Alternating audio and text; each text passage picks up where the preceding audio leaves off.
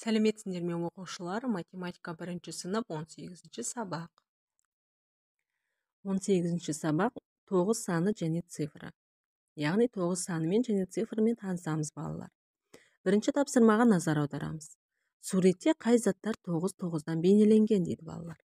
Балалар, суретке назар салып қараймыз. Қандай суреттер 9-дан бейнеленген? Ең алдымен тақтадағы 9 дөңгелек, иә балалар. Одан кейін шкафтың үстінде тұрған 9 стакан. Одан соң партаның үстінде 9 бояу тұр. Және әр партада 9 дөңгелектен бар, иә балалар.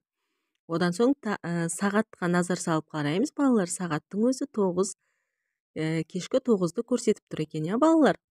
Немесе таңертеңгі 9-ды. Енді қараймыз. Сырым 2 дана түрлі түсті парақты ортасынан 2 рет бүктеді дейді. Бүктелген қағаздан дөңгелек қиып алды. Неше дөңгелек шықты?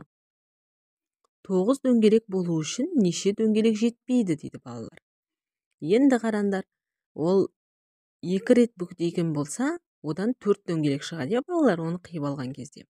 Ал 9 дөңгелек болу үшін тағы неше дөңгелек жетпейді?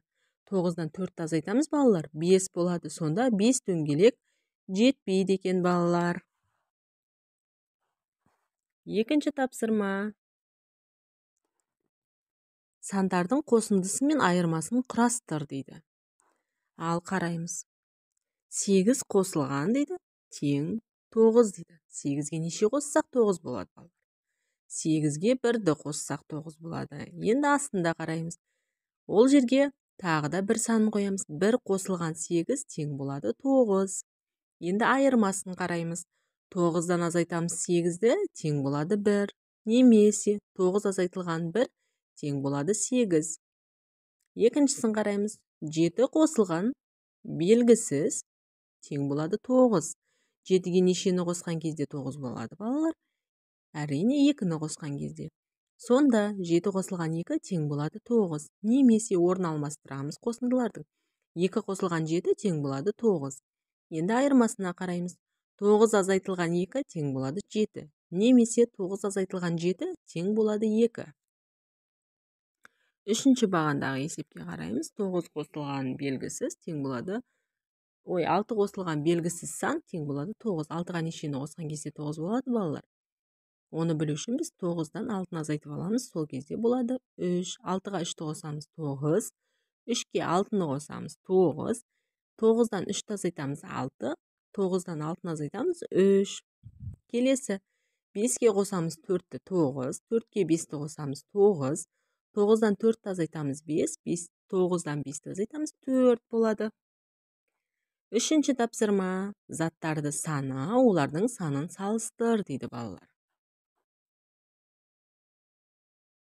Ал балалар, заттарды санаймыз. Ең бірінші бояудың ыдысы екен, иә? Бояудың ыдысы неше екен? Біріншісінде 1, 2, 3, 4, 5, 6. Яғни 6 бояудың ыдысы. Астында 5 қайшы, одан кейін қылқалам.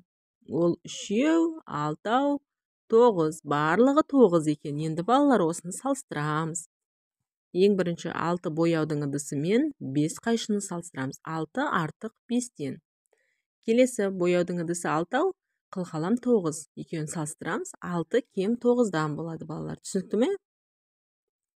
Келесі тапсырма. Бос орындарға тиісті сандарды ата. Өзің 10-нан 1-ге дейін сандар қатарын құрастыр дейді балалар. Бұл жерде балалар арасындағы сандар түсіп қалған, біз соларды орнына қоюымыз қажет. 10, 9. Одан кейін неше болады, балалар? 8, 7, 6, 5, 4, 3, 2, 1. Яғни 10-нан 1-ге дейін. Яғни кері санау болып табылады, иә балалар?